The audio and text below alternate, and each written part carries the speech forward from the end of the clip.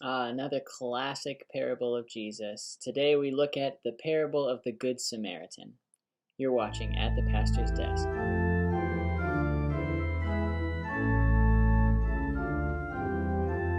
A lot of the parables that we have been looking at have been in the Gospel of Matthew.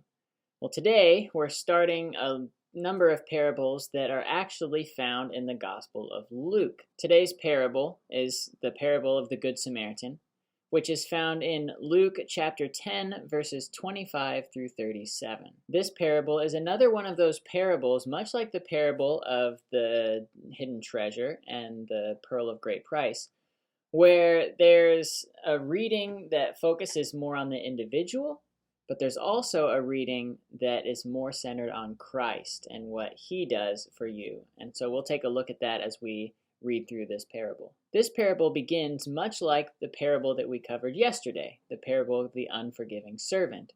It begins with a question.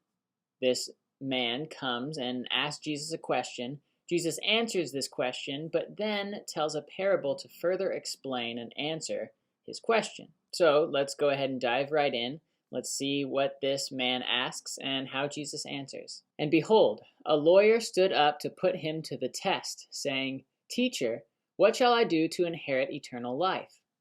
He said to him, "What is written in the law? How do you read it?"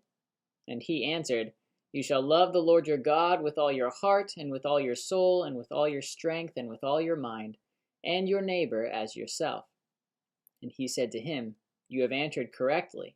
Do this, and you will live." So right away, we see this lawyer come up to Jesus, and you can already see that his motives are in the wrong place. He doesn't come because he's honestly seeking an answer from Jesus. He's coming to put Jesus to the test. And as we see throughout the other Gospels, it usually doesn't end very well for the person asking the question. And so he asks this question, "Teacher, what shall I do to inherit eternal life?" Now, we as Lutherans would say, wrong question.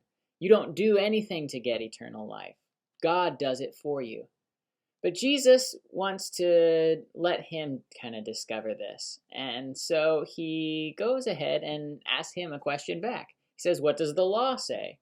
And of course, being a lawyer who knows the scriptures very well, he quotes what the Old Testament says. And that's to love the Lord your God with all your heart and soul and mind and strength, and to love your neighbor as yourself. And Jesus says, "Good, you got it. Do that, and you'll live." Of course, this is impossible for him to do. No human being can do this perfectly. But he, thinking that he has done it, asks this next question. But he, desiring to justify himself, said to Jesus, "And who is my neighbor?" Again, his motives are bad. He wants to justify himself and clarify who his neighbors are so that he can say, yeah, I've loved my neighbors and I've loved God. So therefore, I am earning my own salvation. But Jesus then tells him a parable with a pretty big curveball, one that I'm sure this lawyer was not expecting. And Jesus replied, "A man was going down from Jerusalem to Jericho, and he fell among robbers, who stripped him and beat him and departed, leaving him half dead. Now by chance a priest was going down that road, and when he saw him, he passed by on the other side. So likewise a Levite, when he came to the place and saw him, passed by on the other side. But a Samaritan, as he journeyed, came to where he was, and when he saw him, he had compassion. He went to him and bound up his wounds, pouring on oil and wine. Then he set him on his own animal, and brought him to an inn and took care of him. And the next day he took out 2 denarii and gave them to the innkeeper, saying, 'Take care of him, and whatever more you spend, I will repay you when I come back.' Which of these 3 do you think proved to be a neighbor to the man who fell among the robbers?" He said, "The one who showed him mercy." And Jesus said to him, "You go and do likewise." So let's break up this parable into section by section. First, we have this man who's going down from Jerusalem to Jericho. He's going down from Jerusalem because Jerusalem was up on this mountain. So you always go down from Jerusalem or up to Jerusalem. And so he's leaving Jerusalem, going to Jericho, where he falls to robbers. Robbers beat him, rob him, leave him half dead. And so then we expect someone to come and help him. And lo and behold, you have a priest of the temple coming by. Now surely this priest, this man of God, would help him, but he doesn't. He walks by on the other side. He doesn't want to become unclean by dealing with this bloody, dying man. And so he walks by on the other side. All right, that one didn't work out. But then, luckily for him, another man comes by, a Levite, a worker in the temple, one who makes sacrifices. This man surely would help this dying Israelite. But just like the priest, he too walks by on the other side. And so these two men that should have helped him didn't. But then there's a third person that walks up to him. And this is a Samaritan. Now, if you're not aware, the Samaritans and the Jews hated each other so much. They wanted nothing to do with each other. They were worst enemies. This person would surely not help this man. But there's the twist. This Samaritan actually takes time to help this man. And he does far above and beyond what one would expect. He takes care of his wounds. He pours oil on them and takes care of him so he's not dying. Then he puts him on his own animal and walks the rest of the way to this inn and takes care of him the rest of that day. He then pays the innkeeper to take care of this guy for him until he returns. And when he returns, he would pay everything that it cost this innkeeper to watch over this man and take care of him. And so this Samaritan, who's supposedly this evil guy, does far more than the priest or the Levite did to take care of this guy. And so Jesus tells this parable and then asks this question: which of these three do you think proved to be a neighbor to the man who fell among the robbers? He said, the one who showed him mercy. And Jesus said to him, you go and do likewise. And so he asked him this question, and it's phrased in a really interesting way. He asked, who of the three is the neighbor? Who's acting like the neighbor? And he says, the one who showed mercy, which of course is the Samaritan. So this Jewish lawyer admits that the Samaritan is the one who acted as the neighbor. And then Jesus tells him to go and do likewise. I've always thought that Jesus phrased this question in a really interesting way, but he does it on purpose. He does this because by asking it this way, he is putting this lawyer into the position of the man beaten on the road. And then who's the neighbor? The Samaritan comes and takes care of him.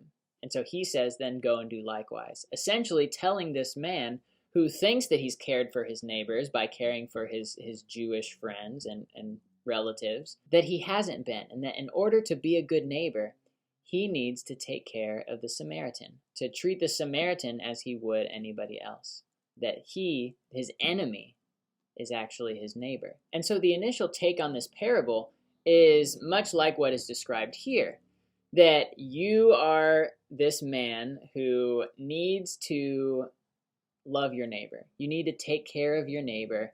And so when you see your neighbor lying on the side of the road, that you should go take care of him, provide the things needed to care for them. And this is certainly something that we as Christians should do. We should care for those in need and provide for those who can't provide for themselves. Absolutely. But there's a greater truth to this parable. Back in the video with the parable of the hidden treasure and the pearl, I talked about reading parables with Christ as the focus. We called this a Christological focus. And this parable is exactly that. It talks about caring for your neighbor, and that is something that we as Christians should do. But what this parable describes even better than that is how Christ cares for you. Let's walk through the parable and see how this parable is so Christocentric. We start off with this man who's been beaten and left for dead. And that is mankind. Beaten and bloodied by sin and death. They are left by Satan. They cannot help themselves, can't heal themselves, can't carry themselves to the end. Mankind is left there to die in their sin. But then you have the Good Samaritan who comes. And the Good Samaritan is Jesus. And Jesus comes to man, bloodied and broken, lying on the side of the road for dead. He comes to them, he heals his wounds, he puts him on his animal and carries him over to the inn and takes care of him there. Now, the oil and the wine that our text says that he poured on them, these are images used within the church. Oil was traditionally used as a part of baptism, that they were anointed with the oil in that baptism, marking them as children of God. And of course, the wine makes us think of communion, of the Lord's Supper, where in that wine is the blood of Christ given for us. And so through these means, baptism and the Lord's Supper, the people of God are brought healing. Then the inn that Jesus takes mankind to is the church. And it's there that God cares for his broken people and heals them through word and sacrament. And then the next day he leaves them with the innkeeper and tells the innkeeper to watch over this man. And the innkeeper represents all pastors in the church. That God leaves his sheep with pastors to take care of them until he returns on the last day, where he will make everything right. He will pay all of the debts, all of the costs that it took to take care of everyone. He will make everything right when he returns. And so you see throughout this whole parable that, yes, it describes how we should help others, but more clearly, it describes how Christ has helped us. And he continues to watch over his people and heal his people through his church, through his ordained pastors, caring for them with word and sacrament. And so in this parable, we see that Jesus is the greatest Samaritan. He's the Good Samaritan who takes care of his people when they have been broken down to a point where they can no longer help themselves.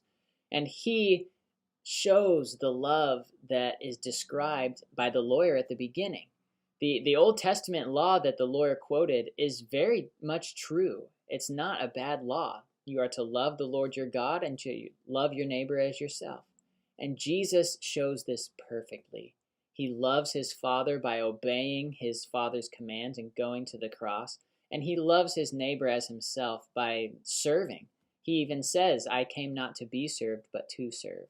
And he shows this throughout his earthly ministry, but ultimately on the cross, where he sheds his own blood to take away the sins of the entire world. And this is the parable of the Good Samaritan. Again, another example of how these scriptures are not so much about you, but they're more about Jesus and what Jesus has done for you.